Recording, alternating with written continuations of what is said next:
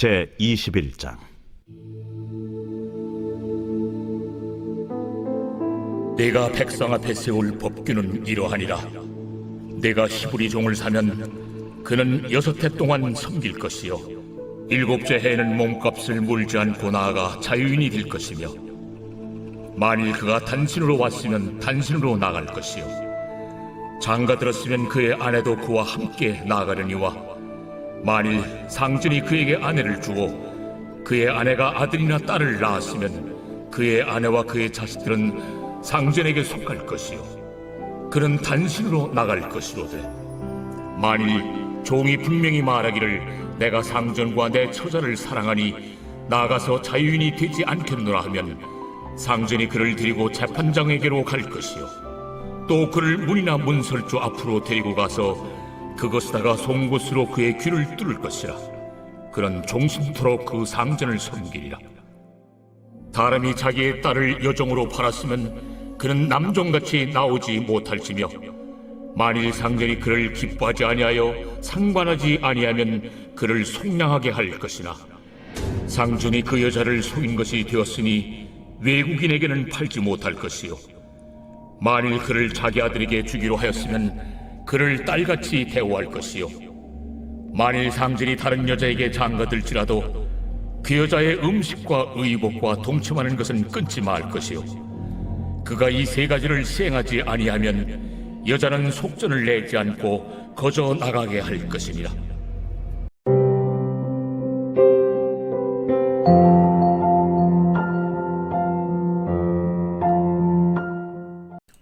여러분 반갑습니다. 오늘도 큐티로 여는 기막힌 하루입니다. 본 말씀 출애굽기 21장 1절부터 11절의 말씀입니다.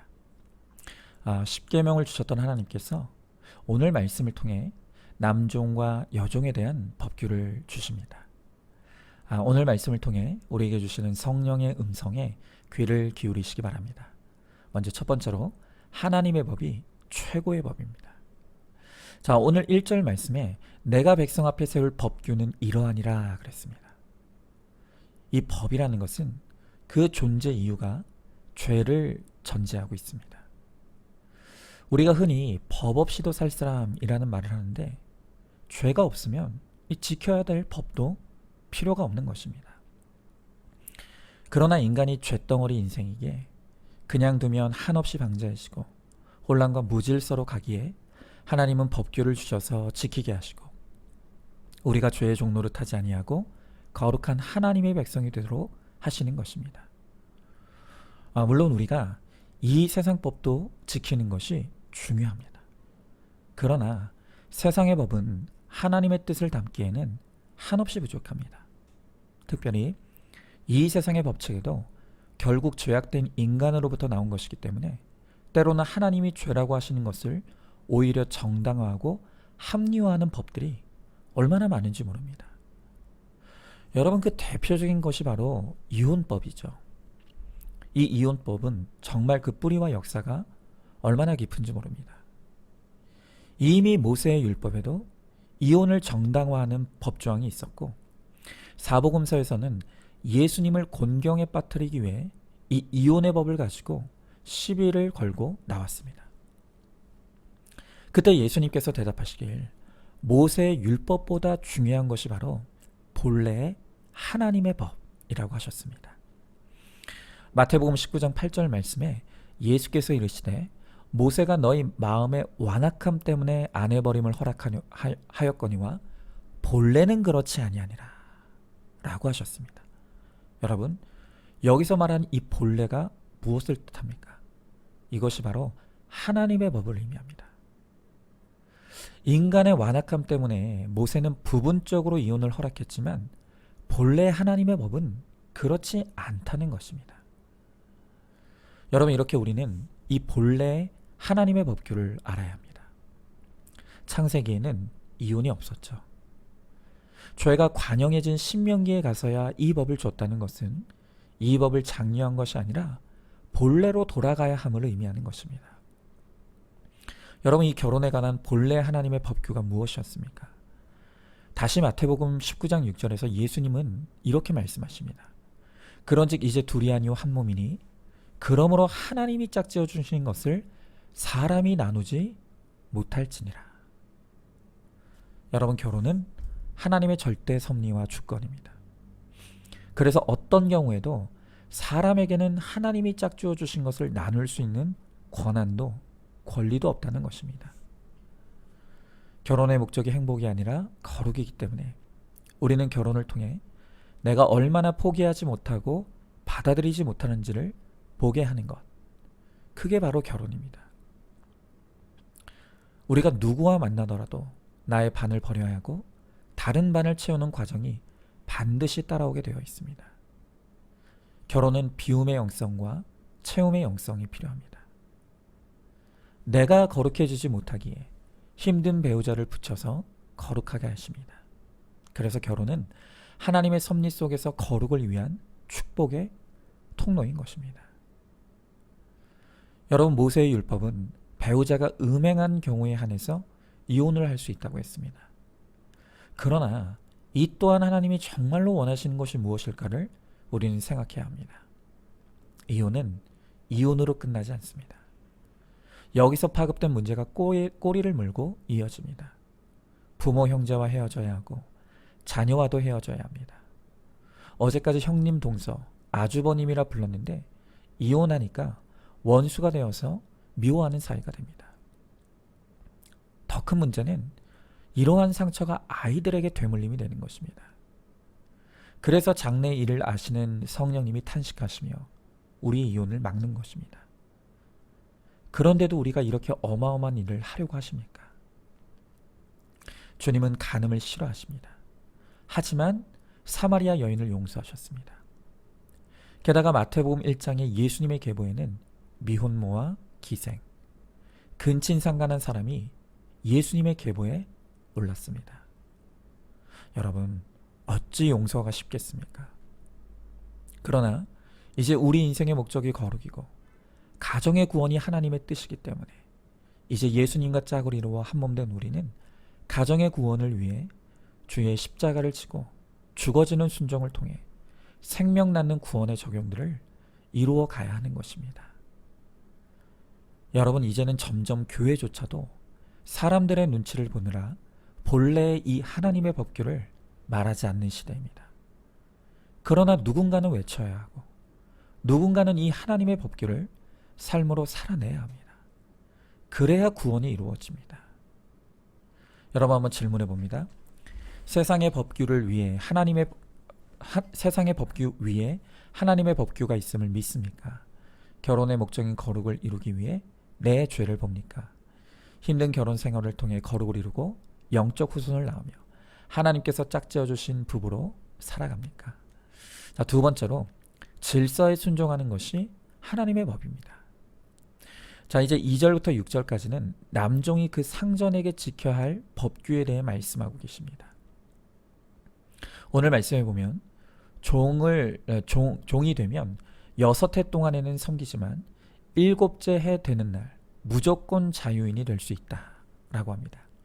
그리고 그때 단신, 그러니까 결혼하지 않은 사람은 혼자 자유인이 되고 또 결혼한 사람은 배우자와 함께 자유인이 된다고 합니다. 자, 그런데 문제는 그 다음입니다. 그것은 종이 된 후에 주인을 통해서 처와 자식을 얻게 된 사람은 자유인이 되더라도 처와 자식이 함께 나갈 수 없다고 합니다. 만약 처자식을 지키기 위해 자유인이 되기를 포기하게 되면 그는 종신토록 종이 된다는 것입니다. 여러분, 가정이라는 것은 내 자유가 박탈되고 종신토록 종이 되는 한이 있어도 지킬 만한 가치가 있는 것입니다. 에베소 4장 1절에서 바울은 우리가 주님께 갇힌 종이다 라고 말합니다. 결혼은 주 안에서 서로에게 갇히는 것입니다. 주님은 오늘 주 안에서 갇힌 아내들을 향해 자기 남편에게 복종하기를 죽게 하듯 하라 라고 하셨습니다. 남편이 아내의 머리됨이고 남편의 머리는 그리스도이기 때문에 아내가 남편에게 복종하는 것은 그리스도에게 하는 것이다 라고 말씀하시죠. 여러분, 그런데 서로 기뻐서 복종하면 그 가정이 얼마나 천국이겠습니까? 그런데 이게 너무 어렵습니다. 우리는 무엇에 복종해야 합니까? 우리는 보통 복종하면 그냥 참는 거라고 생각하죠. 그러면 복종과 참는 것은 무슨 차이가 있겠습니까? 사람들은 대부분 자신이 죄인이라는 것을 인정하지 못하고 부분적으로만 죄인이라고 생각합니다. 그래서 내 죄보다 상대방의 잘못이 더 크게 느껴지기 때문에 이를 악물고 참지만 이 복종이 안 되는 것입니다. 또 자기 죄를 본다고 해도 복종까지 못 가는 사람들이 많습니다. 하지만 주님은 남편의 인격에 복종하라고 말씀하지 않으시고 남편의 질서와 역할에 복종하라 라고 말씀하셨습니다. 여러분, 우리가 결혼관계 안에서 갖춰야 하는 일들이 얼마나 많은지 모릅니다.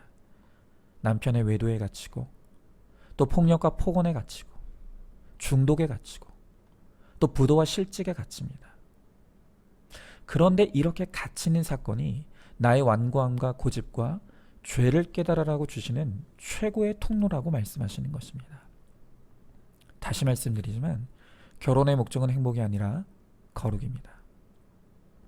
에베소서 1장 3절에서 성경은 이 결혼을 통해 하나님은 우리에게 신령한 복을 주시길 원하신다고 합니다.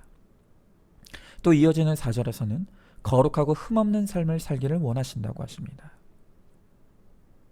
주님은 우리가 거룩하게 살기를 원하셔서 예수 믿게 하셨습니다. 행복하게 살라고 예수 믿게 하신 게 아닙니다. 결혼 또한 행복하라고 결혼을 주신 것이 아니라 거룩을 이루라고 결혼관계 안으로 우리를 갇히게 하시고 또한 가정을 이루게 하신 것입니다. 하지만 거룩을 쫓아가면, 거룩한 생활을 잘하면 행복한 가정이 되는 것이죠. 하나님께서는 가정 안에서 윗질서인 남편에게 복종하는 역할을 허락하시고 그 역할을 잘 감당함으로 인해서 가정의 구원을 이루라고 말씀하십니다.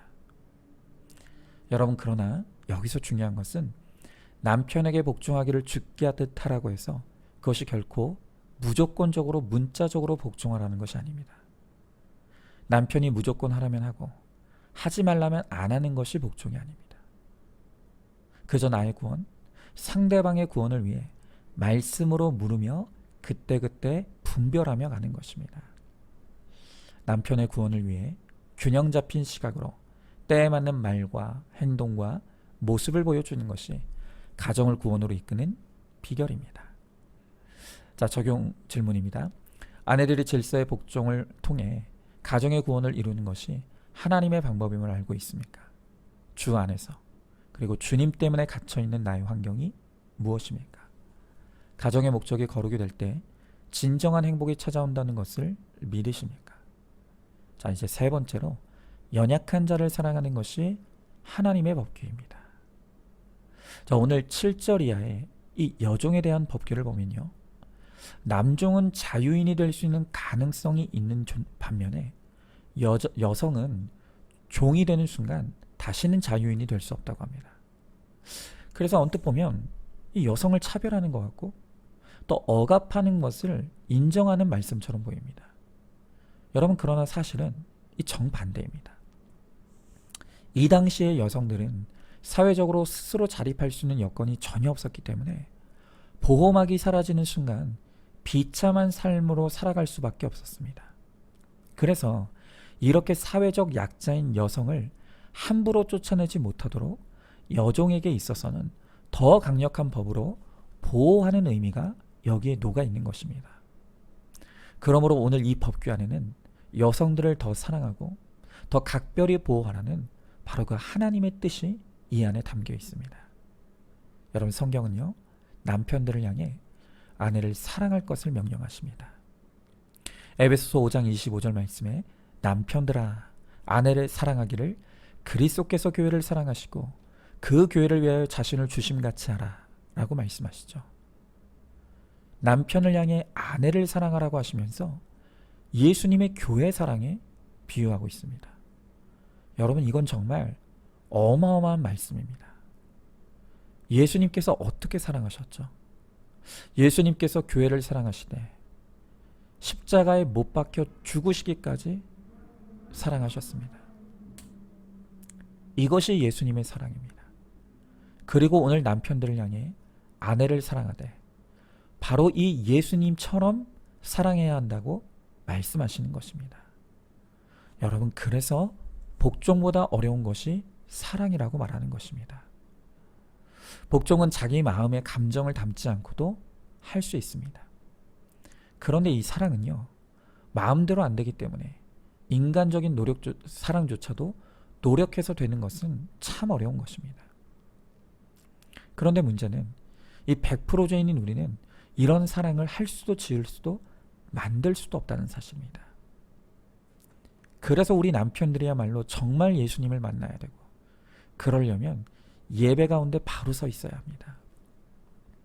우리 남편들이 예배를 통해 그리스도를 만나고 또 공동체 안에서 양육과 훈련을 통해 자기 죄를 봐야만 비로소 사랑이 가능해집니다. 자신이 얼마나 죄인인지 깨닫게 돼야 사랑할 수 있게 되는 것입니다. 여러분, 그래서 우리 남자들은 실력을 키워야 하는데, 우리 남자들이 키워야 될 가장 중요한 실력이 바로 영적인 실력입니다. 우리 아내들은요, 남편이 자신처럼 예수 믿고 영적인 삶을 살아주기를 바랍니다. 그래서 남편이 영적으로 편안하면 온 집안이 편안할 수 있지만, 남편이 영적으로 흔들리면 또 온 집안이 흔들리게 되는 것입니다. 그래서 우리 남편들, 큐티나 띵크 양육, 또 목장 예배에서 우리가 자신을 진실하게 오픈하는 것이 바로 우리 남편들이 실력을 키우는 비결인 것입니다. 그런 남편이 될 때 우리 아내들은 남편들을 존경하게 되는 것입니다. 여러분, 이것이 바로 우리 남편들을 향한 하나님의 법규입니다. 가정의 목적은 행복이 아니라 거룩이며, 또 가정은 지킬 만한 가치가 있는 것이고, 우리가 주 안에 서로 가칭자 되어 복종하고 사랑하라 라고 말씀하시는 것, 이것이 바로 하나님의 준엄한 법규입니다. 오늘 이 하나님의 법규를 잘 순종하고 지켜내어서 우리의 가정을 통해 거룩을 이루고 또 영적 후사를 낳고 또 온 가정이 구원에 이르는 진정한 기쁨과 행복을 누리는 우리 모두가 될 수 있기를 주님의 이름으로 축복합니다. 자, 한번 질문해 봅니다. 아내의 복종보다 남편의 사랑이 훨씬 더 어렵고 무거운 법규라는 것을 알고 있습니까? 영적 실력이야말로 남편이 갖추어야 될 진정한 실력이라는 것을 알고 있습니까? 예배와 목장 또 양육을 통해 실력 있는 남편이 되어서 가정을 거룩하게 하는 영적 제사장이 되기를 힘쓰시기 바랍니다. 자, 오늘도 8월 24일 보석상자입니다. 원래부터 좋은 집안은 없습니다. 예수 믿으면 로열 패밀리입니다. 자기의 약함을 마음껏 이야기할 수 있는 곳이 천국입니다. 아멘. 우리 함께 기도하겠습니다. 하나님, 감사합니다. 오늘도 이 말씀을 통해 우리를 향해 하나님께서 요구하시는 법규가 있다고 말씀하십니다. 우리는 그저 나의 옳고 그름과 나의 상식이 우상이 되어서 그저 내가 생각하는 대로만 살면 잘 사는 것이라 생각하고 착각합니다. 그러나 하나님은 오늘 우리가 하나님의 법과 식대로 살아갈 때 우리가 진정한 행복에 이를 수 있음을 말씀하십니다. 특별히 우리의 가정을 향해 하나님이 주신 법규는 가정의 목적이 행복이 아니라 거룩이며, 그 거룩을 위해 아내는 남편에게 복종하며 또 남편은 아내를 죽기까지 사랑하는 것이라고 말씀하십니다. 주님, 이 하나님의 법규 안에서 우리가 얼마나 죄인이며 우리의 힘으로는 복종도 사랑도 그 어떤 것도 할 수 없는 우리가 100% 죄인이라는 것을 깨닫게 됩니다.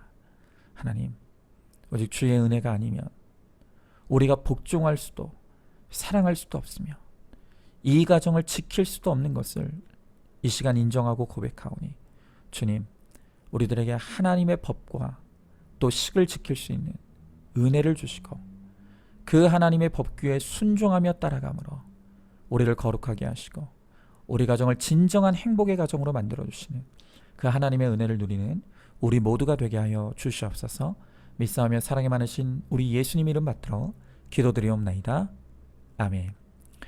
오늘도 큐티로 기막힌 하루를 살아내는 하늘가족 공동체 우리 모든 성도님 되시기를 주님의 이름으로 축복합니다.